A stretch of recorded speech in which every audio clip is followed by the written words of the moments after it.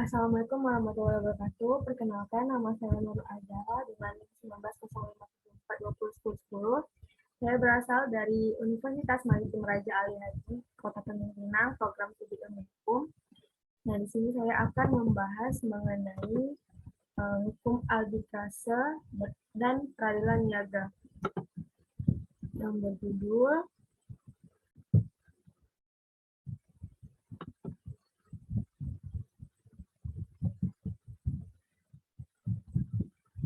Arbitrase sebagai alternatif penyelesaian sengketa. Arbitrase merupakan penyerahan sengketa secara sukarela kepada pihak ketiga yang netral, yaitu individu, atau arbitrase sementara ad hoc. Menurut pasal 1 angka 1 Undang-Undang Nomor 30 Tahun 1999 tentang arbitrase dan alternatif penyelesaian sengketa, menyebutkan bahwasannya arbitrase adalah cara penyelesaian suatu sengketa perdata di luar peradilan umum yang didasarkan pada perjanjian arbitrase yang dibuat secara tertulis oleh pihak yang bersengketa. Dalam pasal 1 angka 1 Undang-Undang Nomor 30 Tahun 1959 tentang arbitrase dan alternatif penyelesaian sengketa, menyatakan bahwa arbitrase adalah cara penyelesaian suatu sengketa perdata di luar peradilan umum yang didasarkan pada perjanjian arbitrase yang dibuat secara tertulis oleh pihak yang bersengketa. Berdasarkan perkembangan arbitrase di Indonesia, institusionalisasi arbitrase mendapatkan momentumnya dengan terbentuknya Badan Arbitrase Nasional Indonesia atau BANI pada tanggal 3 Desember 1977 yang didirikan oleh Fadil. Tata Hukum Indonesia memiliki aturan mengenai arbitrase. Landasan hukumnya bertolak dari pasal 377 TIR atau pasal 705 RBG yang berbunyi, jika orang Indonesia dan orang Timur asing menghendaki perselisihan mereka diputuskan oleh juru pisah, maka mereka wajib menuruti peraturan pengadilan perkara yang berlaku pada bangsa Eropa. Pasal 377 TIR di atas yang menjadi landasan titik tolak keberadaan arbitrase dalam kehidupan dan praktik hukum di Indonesia. Adapun kelebihan dan kekurangan arbitrase yaitu jika para penguasa memilih untuk menyelesaikan sengketa dalam lapangan perdagangan, karena bagi para pihak yang bersengketa dapat memilih para arbiternya sendiri yang dipercayai memiliki yang pertama integritas, kedua kejujuran, ketiga keahlian dan profesional di bidangnya yang disengketakan dan sama sekali tidak mewakili pihak yang memilihnya. Yang keempat, pelaksanaan majelis arbitrase konfidensial dan dapat menjamin rahasia serta publisitas yang tidak dikehendaki. Sifat arbitrase sangat konfidensial. Putusan arbitrase bersifat final dan mengikat pihak terhadap sengketanya. Tata caranya biasa cepat, tidak mahal. Yang kelima, tidak mahal, serta jauh lebih rendah dari biaya yang harus dikeluarkan dalam proses pengadilan. Yang keenam, para pihak tidak dapat menentukan pilihan hukum yang menyelesaikan masalahnya, serta proses atau tempat arbiter diselenggarakan.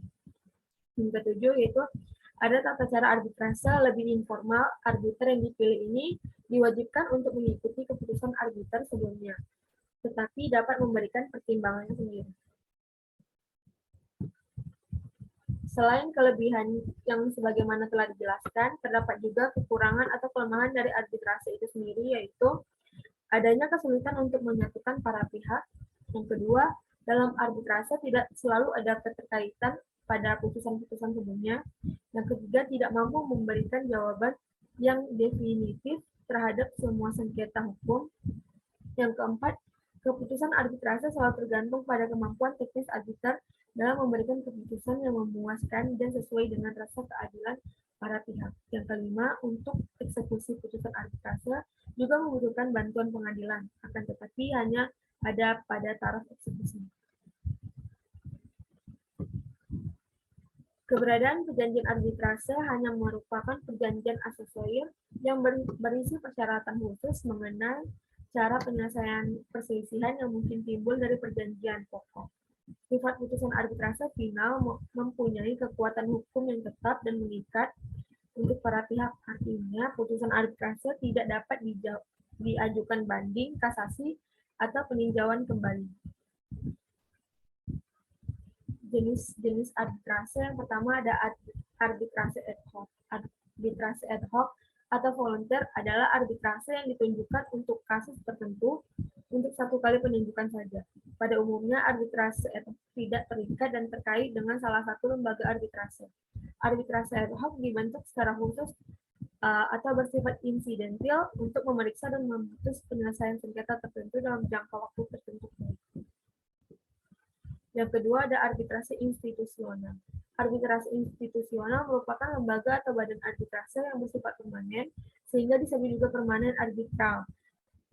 Permanen arbitral body, yang artinya yaitu selain dikelola dan diorganisasikan secara ketat, keberadaannya juga tentu terus-menerus untuk jangka waktu tidak terbatas. Arbitrase institusional dibagi menjadi dua sifat, yaitu nasional dan internasional, termasuk dalam pasal 59 dan 65 Undang-Undang Nomor 30 Tahun 1999.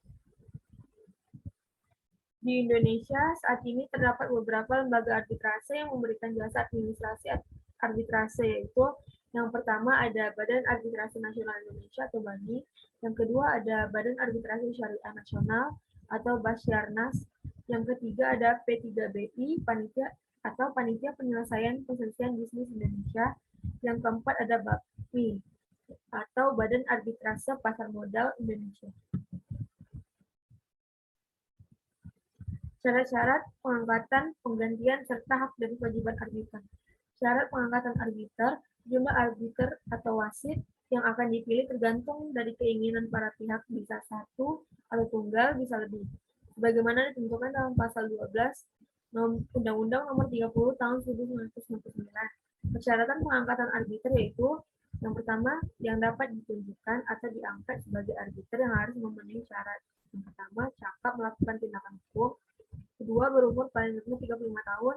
Yang ketiga, tidak mempunyai hubungan keluarga, saudara, atau semenda hingga derajat kedua dengan salah satu pihak yang bersengketa. Yang keempat, tidak mempunyai kepentingan finansial atau kepentingan lain atas keputusan arbitrase. Yang kelima, memiliki pengalaman serta menguasai secara aktif di bidangnya paling sedikit 15 tahun. Yang kedua itu hakim, jaksa, panitera, dan pejabat peradilan lainnya tidak dapat ditunjukkan atau diangkat secara arbiter. Kedua, hak-hak dan kewajiban arbiter. Yang pertama ada independen dan menunjukkan sikap tidak memihak, terbuka maupun tertutup. Yang kedua mempunyai menyampaikan kepada para pihak dan tentunya kepada institusi terdaftar agar setiap fakta dan keadaan yang mungkin akan menimbulkan keraguan atas independensi dan ketidakpihakannya yang mungkin timbul di dalam ucapan maupun pikiran para pihak yang bersengketa. Yang ketiga, terikat untuk menerapkan tata cara secara pantas, menghargai dan menghormati prinsip perilaku yang tidak memihak dan menghormati hak-hak para pihak untuk didengar. Yang keempat, menyelesaikan dan memberikan putusan dalam waktu sesingkat-singkatnya sesuai waktu yang telah ditetapkan. Yang kelima, memelihara konfidensialitas para pihak juga setelah dikeluarkan keputusannya. Keenam, selama pemeriksaan ia berhak memperoleh kerjasama yang jujur dan terbuka dari para pihak. Yang terakhir, ia tidak bisa dituntut karena isi putusannya kecuali terbukti memihak atau tidak independen. Yang ketiga, pengganti arbiter. Menurut pengaturan BANI, pihak yang ingin mengajukan pengingkaran harus menyampaikan pemberitahuan tertulis kepada sekretariat dalam waktu paling lama 14 hari sejak diberitahukan identitas arbiter tersebut, dengan melampirkan dokumen-dokumen pembuktian yang melandasi pengingkaran tersebut. Hak ingkar. Hak ingkar adalah hak dari para pihak yang bersangkutan yang bersengketa untuk menolak salah satu atau lebih dari arbiter yang berdasarkan bukti-bukti yang kuat terdapat alasan-alasan yang meragukan objektivitas dalam memberikan keputusannya.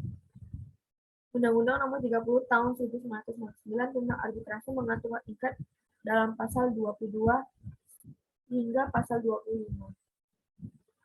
Dalam prosedur pengajuan hak ingkar, di mana tuntunan ingkar harus diajukan secara tertulis baik pada pihak lain maupun pada pihak arbiter yang bersangkutan dan menyebutkan alasan tuntutannya. Hak ingkar dapat diajukan dalam waktu 14 hari sejak pengangkatannya. Dalam hal alasan, sudah diketahui sebelum penunjukan arbiter dan 14 hari sejak diketahui alasan penolakan. Dalam hal alasan, baru diketahui setelah pengangkatan arbiter yang bersangkutan. Baik, mungkin itu saja yang dapat saya sampaikan. Terlebih dan terkurangnya saya mohon maaf. Sekian dari saya. Assalamualaikum warahmatullahi wabarakatuh.